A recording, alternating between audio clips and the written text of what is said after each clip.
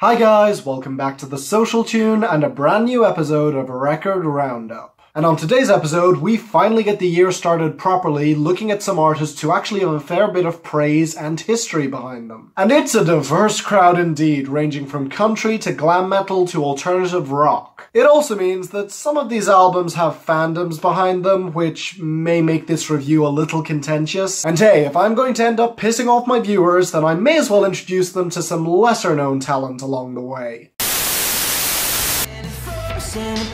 And it turns into something new. I say, oh, let me go.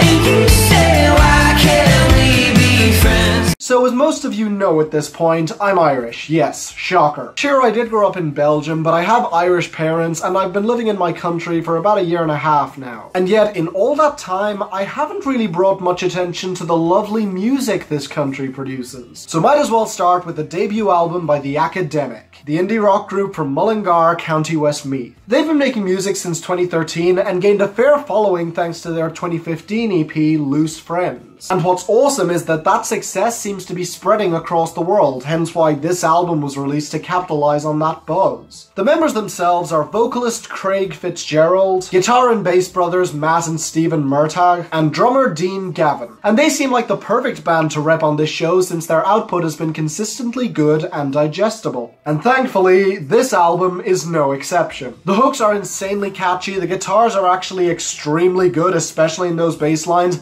and the drum work is crisp and refined. Honestly, for a debut album, this is remarkably well put together. It's very clear what the band wants to do with their music. The title is actually pretty accurate to the overall feel of this album. A number of separate stories from the point of view of a guy who's not really in the driving seat of life, as things just seem to keep happening to him, mostly centered around a relationship that runs through the entirety of this album. And again, from song to song, the hooks really are great. From the lead-off single, Bear Claws, where he's begging this girl to show him her ugly and vicious side as well, to the solidarity of I Feel It Too, where he offers her the opportunity to be lonely together, to the insanely upbeat Permanent Vacation, which will probably be one of my biggest summer jams of this year. Even a song like Girlfriend has a surprising amount of emotion in the vocals that does make you appreciate it. Although, that may be just me, because this album isn't really here to evoke emotions in you. It's just supposed to be a catchy, fun album that you can turn on whenever you like.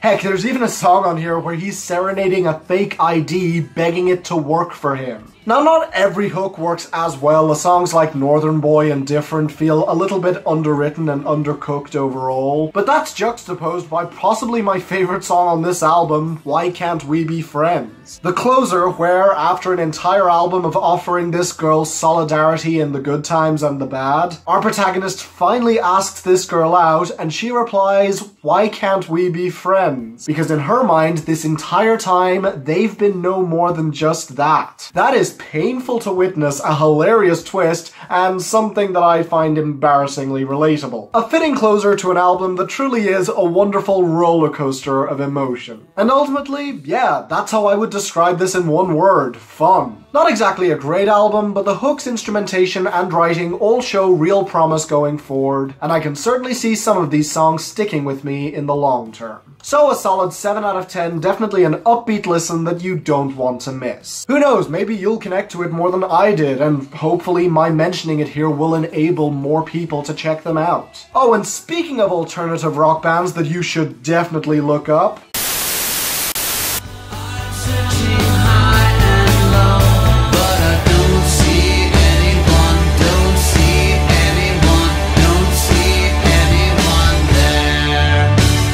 it feels kind of weird introducing this duo as an underground act, considering they've been pretty successful making music since the 80s. They have made a ton of fun, upbeat, and cynical music, which nevertheless has a warmth to it that does draw you in. In fact, in the past decade, they've even been making some children's music and have managed to win 2 Grammy Awards. One in 2009 for their album Here Come the ABCs, and one for their 2002 song Boss of Me, which most of you may know as the theme to a little little show called Malcolm in the Middle. They were also one of the first bands to open up an online merch store in 2002, as well as being the creators of the famed Dial a Song feature back in the day, with which they released about one new song per week. But personally, the reason I got into them was because of someone who I've discussed a lot on this channel in the past, Open Mike Eagle, who has regularly cited the band as one of his favorites and a big inspiration to a lot of his music. And if you're looking to get into them as well, then I Like Fun definitely does bring that cynicism and often surreal humor to the forefront yet again. The album is basically a snapshot of the world at the moment from the point of view of two people who are feeling a little old and not exactly understanding everything that's going on, except that in today's society they know that everyone is just as confused as they are,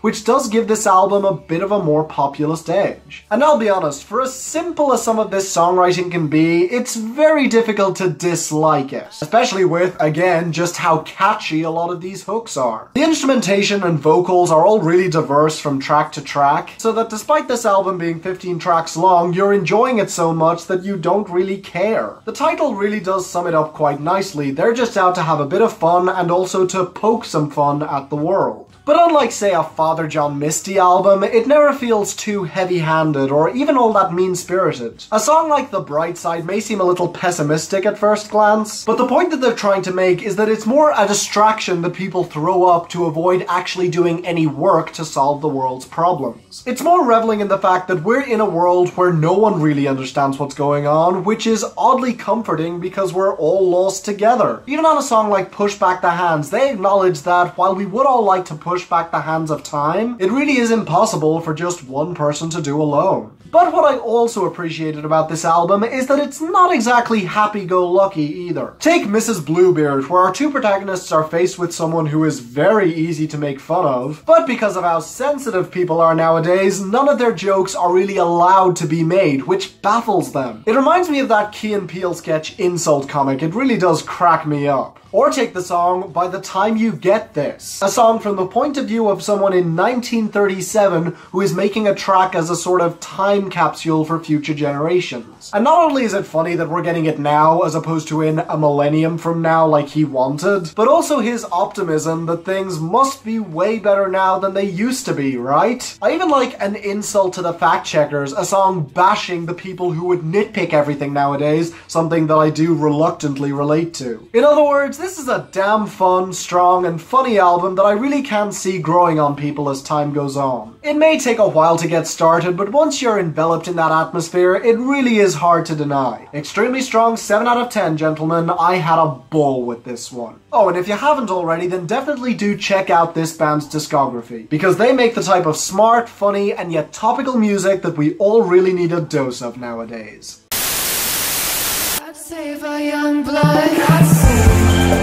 God save our young blood. God save our young love. Warm winds on the coast where we love.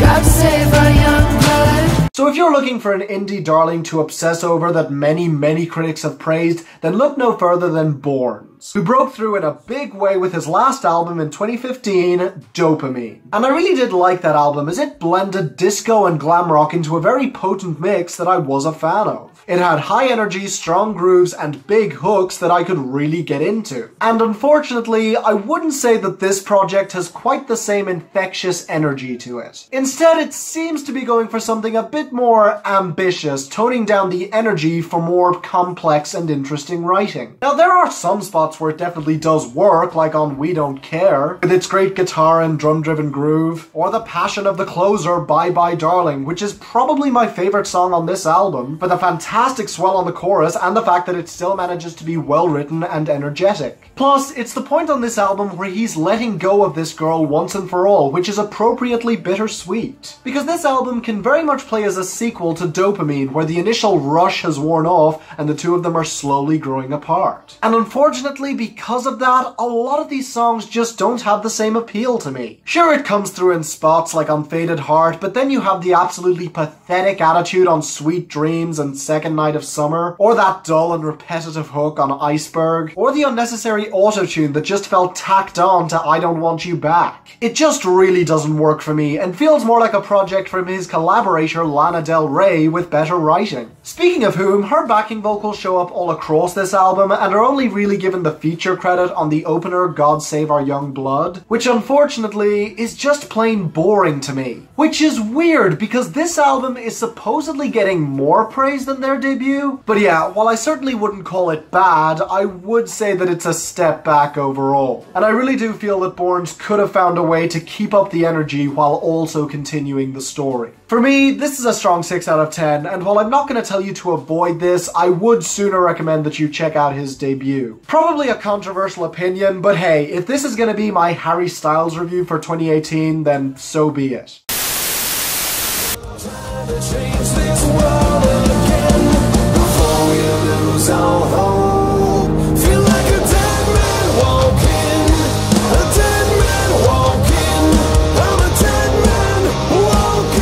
So here's something that may come as a bit of a shocker. I had never actually sat down and listened to Black Veil Brides before this album came out. I know that to some of you that must seem insane, especially considering I've gone on the record as a huge fan of glam rock, but truth be told, a number of people close to me actively despise this band, specifically metalheads. They have regularly referred to them as watered down trash that I should not waste my time on. Now, to me, that's a little harsh, because having revisited their past discography, I can definitely call them a fun band. They have a theatricality and populism to their music that I really am a fan of, as well as a very talented frontman that I can barely believe looks the way he does. Seriously, if you haven't heard this band before, then Google Andy Biersack, then listen to one of their albums, and I guarantee that you will have guessed his voice wrong. Now, with all of that said, I wouldn't say I'm a huge fan of these guys. I can definitely appreciate them, and I don't think they're bad, but I do agree that they are a bit watered down, specifically when it comes to their content,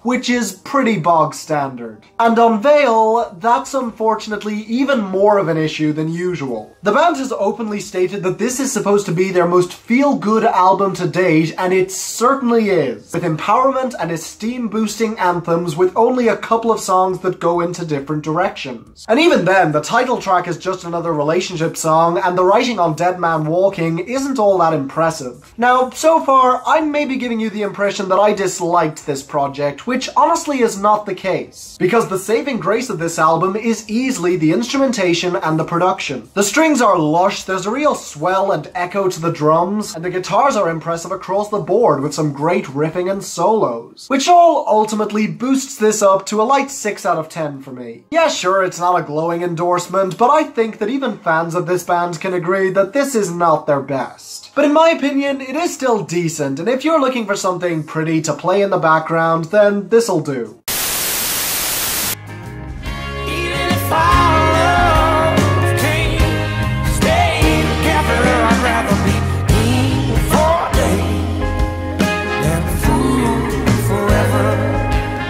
And finally, let's talk about Anderson East. And unfortunately, I find myself addressing the elephant in the room first and foremost, because this is a white country artist who specializes in making gospel-inspired music, which has led many people to call him a racist and a culture thief. And to those people, I'm going to try to be diplomatic with you. Because not only does Anderson East definitely respect and give credit to that black culture, including working with many African-American gospel singers, but he also works independently to make the music all his own with great songwriting and his fantastic voice. In fact, I would say that he could easily go toe-to-toe with a lot of the greatest acts from the 50s and 60s, and could handily beat out a lot of the gutless copycats who were stealing from the genre at the time. Now, the first time that I heard this guy was on Dave Cobb's Southern Family compilation album in 2016 on his song Learning, which for the longest time was my favorite song on that album. Sure, the outright genius of Jason Isbell and the subtle brilliance of Jamie Johnson won me over in the end, but that song still had a real shot at my top 50 songs of the year. And after hearing his album Delilah, I was more sure than ever that this guy was a force to be reckoned with. So with all that out of the way, how's his new album, Encore? Well, I'll be honest, I'm probably the wrong person to ask. Because while many critics will probably either ignore or outright pan this album, I am such a sucker for this sound that I absolutely loved it, pretty much from start to finish. The bombastic instrumentation from song to song is absolutely phenomenal, especially with those horns. The gospel vocals add a ton of texture, and Anderson East himself sounds better than ever, as his powerful voice rings out across every single song here with a gusto that I was a huge fan of. Plus, the writing here is actually pretty good too. Sure, for the most part it's nothing especially deep, but songs like House is a Building and All on My Mind are filled with so much rich imagery that is so quintessentially country that I couldn't help but fall in love with them. And that's before you get to the two standout tracks, which could not be more different if they tried. The opener, King for a Day, where he's asking this girl out, and despite her worry that it's not going to work out between them, he wants to give it a go anyway, because hey, at least he can say he tried. And then of course, the utterly heartbreaking closer, Cabinet Door, where Anderson drops into a timbre that sounded remarkably like Sturgill Simpson, and plays the mournful part of a husband whose wife has passed away. It's detailed and heartbreaking in every way, and is really the one song on this album that manages to match Learning for me. Terrific song. Heck, even the Steal Your Girl anthem, Girlfriend, manages to work for me for its sheer bombast. And I also love that Anderson just has the balls to tell this guy that he loves his girlfriend, so are they gonna throw down or what? If I had to nitpick, I'd say that I'll Keep Loving You is a bit too clingy and possessive more than it is charming. And I guess you could make the argument that the album does run together a bit, but at the end of the day, the sound of this album more than makes up for its weaknesses. And even though no other critic will probably praise this as much, yeah, for me, this is a solid 8 out of 10. I absolutely love this type of album. It's exactly what I want Chris Stapleton to release one of these days, with bombastic production and an absolutely phenomenal voice. But hey, Anderson beat him to the punch, and in my opinion, he definitely deserves credit for that.